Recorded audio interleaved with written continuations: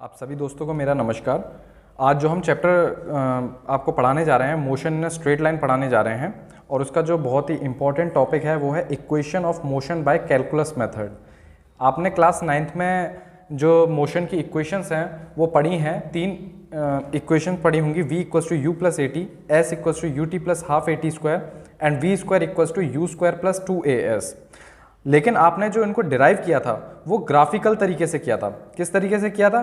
Graphical तरीके से, graph पर बना करके, वैल्यूज को निकाल करके। लेकिन जब आप क्लास 11th में आते हैं तो आप कैलकुलस सीख जाते हैं। कैलकुलस डिफरेंशिएशन और इंटीग्रेशन का एक मतलब जब मर्ज कर देते हैं तो उसको कैलकुलस बोल देते हैं। तो आज हम कैलकुलस से इसको डिराइव करेंगे। अब कैसे करते हैं वो हम देखते हैं। चलिए स्टार्ट करते हैं वीडियो को। सबसे पहले तो एक कंसेप्ट मैं आपको बताना चाहूँगा। कंसेप्ट क्या है? तीन चीजें होती हैं, जैसे इधर पे दिख रही हैं आपको वेरिएबल में, एक v दिखाई दे रखा है, एक a दिखाई दे रखा है, एक t दिखाई दे रखा है, एक s दिखाई दे रखा है। मतलब इस तरीके से मैं तीन चीजें लिखूंगा। एक तो आपको लिखूंगा डिस्प्लेसमेंट, एक आपका वेलोसिटी, एक आपका एक्सेलरेशन। अब सबसे पहले तो ये जानिए कि इन तीनों में हमारा मतलब रिलेशन क्या बनता है। देखो, डिस्प्लेसमेंट को अगर मैं चेंज की बात करूं, अगर मैं डिस्प्लेसमेंट के चेंज को निकालूं तो वो मुझे क्या दर्शाता है, क्या देता है? वेलोसिटी देता है। अगर मैं वेलोसिटी के चेंज की बात करूं तो मुझे वेलोसिटी का चेंज क्या देगा? एक्सेलरेशन देगा। अब एक चीज बात बताना, डिस्प्लेसमेंट का चेंज तो वेलोसिटी दे रहा है, लेकिन चेंज किसके रेस्पेक्ट में होगा? सबसे पहली बात होती है change with respect to what. तो यहां का जो व्हाट का आंसर है वो होता है टाइम। क्या होता है? टाइम। ये किसके रेस्पेक्ट में चेंज हो रहा है? टाइम के रेस्पेक्ट में। डिस्प्लेसमेंट को अगर मैं टाइम के रेस्पेक्ट में चेंज करूं तो वो मुझे वेलोसिटी देगा। वेलोसिटी को अगर मैं टाइम के रेस्पेक्ट में चेंज करूं तो मुझे एक्सेलरेशन देगा। ठीक है, ये चीज आपको गांठ बांध के रख लेनी है। और कैसे निकलेगा वो मैं बता देता हूं। सबसे पहला, rate of change of displacement. देखो, हम अधिकतर लिखते हैं rate of change of displacement. इसका क्या मतलब है? थोड़ी स्पेलिंग में एरर हो गई, वो आप देख लेना, ऐसे कोई इश्यू नहीं है इसका। Rate of change of displacement बराबर आता है वेलोसिटी। यही बताया था मैंने कि भाई डिस्प्लेसमेंट में चेंज होगा तो क्या आपको मिलेगा? वेलोसिटी मिलेगा। और वेलोसिटी में चेंज होगा तो आपको मिलेगा एक्सेलरेशन। अगर इन तीनों इक्वेशंस को अगर आपको कैलकुलस तरीके से डिराइव करना है तो आपको ये चीजें तो पता होनी चाहिए। ये चीजें तो आपको बिल्कुल अच्छे से पता होनी चाहिए। ठीक है, चलिए आगे बढ़ते हैं। तो रेट माने होता है टाइम से जब हम डिवाइड करते हैं, तो हम डिस्प्लेसमेंट को किससे डिवाइड कर रहे हैं? टाइम से। तो मुझे क्या मिलेगा? वेलोसिटी मिलेगी। लेकिन हम छोटे से की बात कर रहे हैं, छोटा सा चेंज। तो छोटा सा चेंज ds ओवर dt, इसका मतलब क्या होता है? चेंज। डिफरेंशिएशन का माने क्या होता है? चेंज होता है। तो अब जब हम इसको क्या करेंगे और सॉल्व करेंगे तो क्या लिख सकते हैं? ds बराबर v dt। एक तो ये आ गई जो आपको हमेशा पता होनी चाहिए, 100% ट्रू होती है। किसी भी न्यूमेरिकल को आप करोगे तो उसमें गड़बड़ी नहीं आएगी। दूसरी चीज होती है rate of change of velocity. जैसे मैंने डिस्प्लेसमेंट के लिए लिखा वैसे ही मैं इधर पे लिख देता हूं, rate of change of velocity.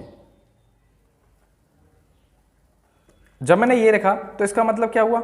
जब मैं rate of change of velocity लिखूंगा तो इसका मतलब एक्सेलरेशन दूंगा। सीधी सी बात है, बिल्कुल सीधी सी बात है। अच्छा, rate of change of velocity मतलब वेलोसिटी में टाइम का चेंज जब दे रहे हैं तो हमें एक्सेलरेशन प्रोवाइड हो रहा है, लेकिन कौन सा? छोटा सा चेंज। कैसा चेंज? छोटा सा चेंज।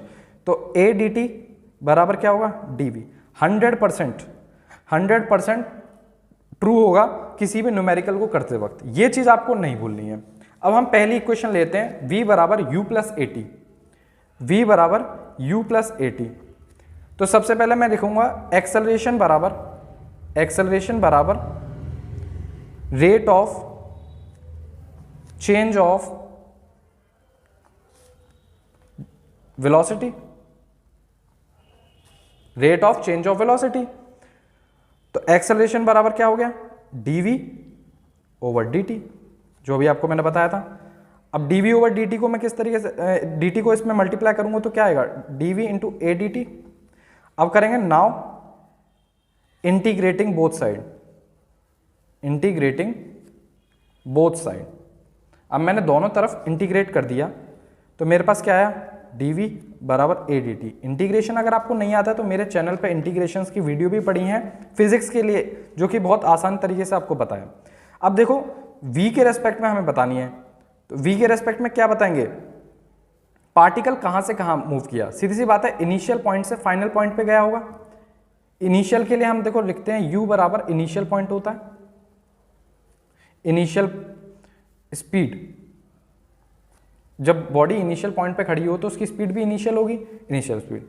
v माने होता है फाइनल स्पीड, फाइनल स्पीड या वेलोसिटी, वेलोसिटी भी कह सकते हैं क्योंकि वेक्टर टर्म होती है, इसलिए आप वेलोसिटी कहिए इसको,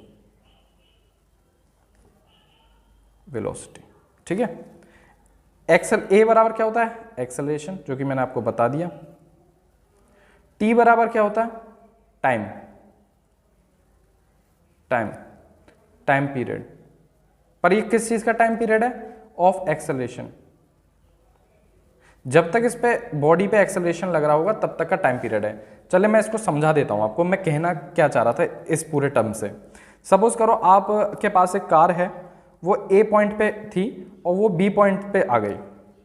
तो जो कार है आपकी ए पॉइंट से बी पॉइंट पर आ गई, तो उसने जो रास्ता तय किया वो एस तय किया, कुछ भी तय कर हो सकता है, मैंने उसको एस वेरिएबल से बता दिया। सपोज करो यहाँ पे जो उसकी स्पीड थी वो यू थी, सपोज करो 0 भी हो सकती है, 10 मीटर पर सेकंड की स्पीड से भी हो सकती है, 50 किलोमीटर प्रति घंटे की स्पीड से भी हो सकती है पहले। ठीक है, यू थी, ये इनिशियल स्पीड थी जो मैंने यहाँ पे लिखा है। v बराबर क्या होता है, फाइनल स्पीड। तो बॉडी जब यहाँ पे आई, जब आपकी गाड़ी यहाँ पे आई तो वहाँ पे जो स्पीड होगी या वेलोसिटी होगी वो कितनी हो जाएगी, v हो जाएगी। ठीक है, डिस्प्लेसमेंट उसने कितना तय किया, s, यहाँ से यहाँ तक s तय किया। और इस बॉडी के ऊपर कुछ एक्सेलरेशन लग रहा होगा, इस बॉडी के ऊपर कुछ एक्सेलरेशन लग रहा होगा जो कि उसकी स्पीड को इंक्रीज करने में हेल्प कर रहा होगा, तो उसको मैंने a से डिनोट कर दिया। ये कहानी है। ठीक है, अब मुझे v equals to u plus a t, v equals to u plus a t को प्रूव करना है, तो उसी को मैं बता रहा हूँ। तो उसके लिए सबसे पहले क्या लिखा आपने, a बराबर rate of change of velocity, a बराबर dv ओवर dt, तो dv बराबर A D T. Now integrating both side, dv बराबर ए डी टी, dv बराबर ए डी टी। तो वेलोसिटी को जब इंटीग्रेट करेंगे तो कहाँ से कहाँ तक करूँगा मैं, इस इनिशियल पॉइंट से इस फाइनल पॉइंट तक करूँगा, बिल्कुल सही बात है। तो u से v तक करूँगा। अब एक्सेलरेशन देखो यहाँ कांस्टेंट है, क्योंकि हम इंटीग्रेशन किसके रेस्पेक्ट में कर रहे हैं, टाइम के रेस्पेक्ट में। तो एक्सेलरेशन क्या है, कांस्टेंट है, जो कि बाहर आ जाएगा। और लिमिट्स जो लगेंगी यहाँ पे वो किसके रेस्पेक्ट में लगेंगी, टाइम के रेस्पेक्ट में। तो टाइम यहाँ पे क्या था, टाइम आपका जो है 0 से, हम मान रहे कि इनिशियल पॉइंट पे टाइम 0 था और यहाँ पर जाके टाइम t हो गया। ठीक है, यहाँ पर जाकर के टाइम t हो गया, तो 0 से t। तो यहाँ पर जो आएगा वो हम क्या लिखेंगे जब इसको सॉल्व करेंगे, तो v माइनस यू बराबर एक्सेलरेशन कांस्टेंट हो गया और dt का हम करेंगे 0 से t के रेस्पेक्ट में। तो v माइनस यू बराबर एक्सेलरेशन t माइनस 0। जब मैंने इसको खोला तो v माइनस यू बराबर ए टी माइनस 0, तो v बराबर u प्लस ए टी, जो कि हमारा पहला इक्वेशन है, जो कि हमारी पहली इक्वेशन है, फर्स्ट इक्वेशन। अब हम बात करते हैं सेकंड इक्वेशन की। अब हम बात करते हैं सेकंड इक्वेशन की। सेकंड इक्वेशन की अब हम बात कर रहे हैं, s equals to u t plus half a t square.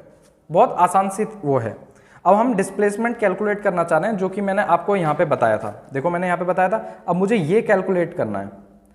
और कैलकुलेट क्या, हमें तो ये डिराइव करना है कैलकुलस तरीके से। तो इसका तरीका क्या है, अब मैंने आपको रिलेशन बताया था वेलोसिटी का। तो वेलोसिटी बराबर क्या होता है, rate of change of displacement, rate of, इस तरीके से ही आपको अपने एग्जाम में करके आना है, rate of change of displacement,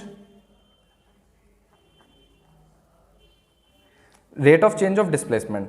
तो v बराबर rate of change of displacement मतलब s ओवर t, छोटा सा तो dt, ऐसे याद कर लो, बिल्कुल आसान है। तो ds बराबर v dt। वेलोसिटी मैंने बता दिया आपको, अभी वैल्यू बताई u प्लस ए टी। और dt। अब मैं क्या करूँगा, integrating both side, integrating both side, दोनों तरफ मैं इंटीग्रेट कर रहा हूँ। ds इंटीग्रेशन करा u plus a T D T. आपको पता है इंटीग्रेशन में जब दो आ रहे हैं तो ये dt इसके साथ भी इंटीग्रेट होगा, इसके साथ भी इंटीग्रेट होगा। अब लिमिट चढ़ाते हैं, इधर पे t के रेस्पेक्ट में चढ़ेगी, इधर पे s के रेस्पेक्ट में चढ़ेगी, डिस्प्लेसमेंट के रेस्पेक्ट में।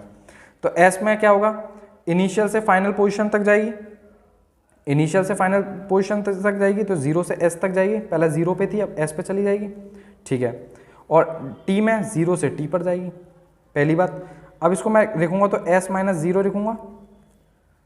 अब इसको मैं क्या लिखूंगा, u dt, पहले तो यहाँ से 0 से t यहाँ पे जाएगी, plus a T D T 0 से t।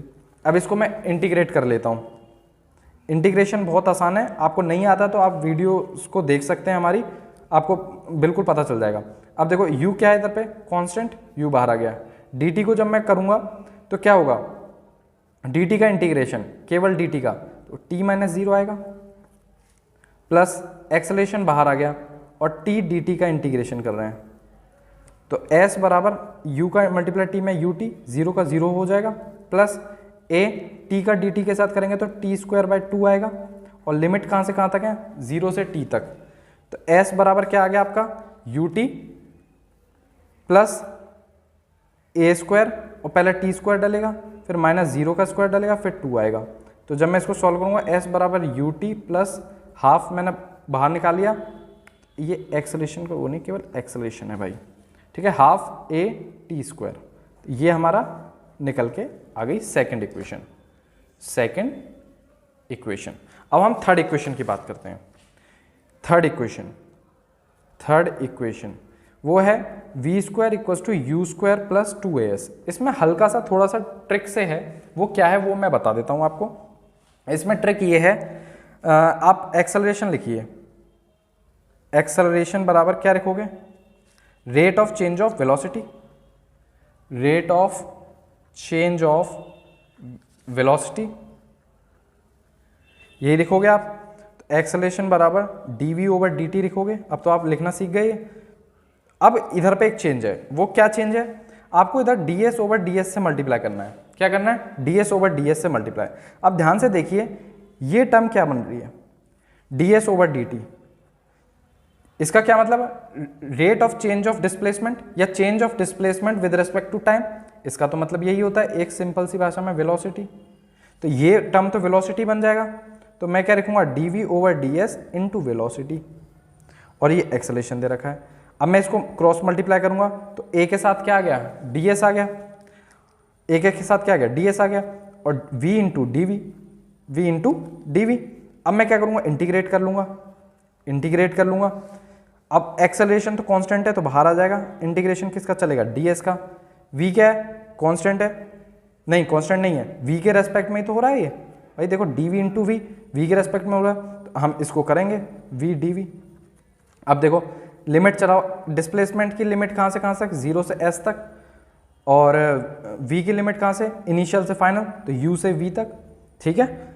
अब देखो s माइनस 0 खोल के, अच्छा अब v को करोगे तो v स्क्वायर बाई 2 हो जाएगा, और लिमिट कहाँ से कहाँ तक, u से v तक, यही होगा। तो as बराबर, तो पहले v स्क्वायर आएगा, फिर माइनस u स्क्वायर आएगा, और नीचे दोनों के 2 आएगा, ठीक है। अब मैं अगर इसमें कॉमन ले लूँ तो ये क्या आएगा, v square minus you square upon 2 को मैंने, दिख रहा है ना आपको, 2 को मैंने इधर भेज दिया, तो 2as बराबर v square minus you square. तो अब मैं इसको और सिंप्लीफाई कर लूँगा तो v स्क्वायर बराबर यू स्क्वायर प्लस 2as, जो कि हमारी थर्ड इक्वेशन है, और हैंस प्रूव्ड होगी थर्ड इक्वेशन, ठीक है।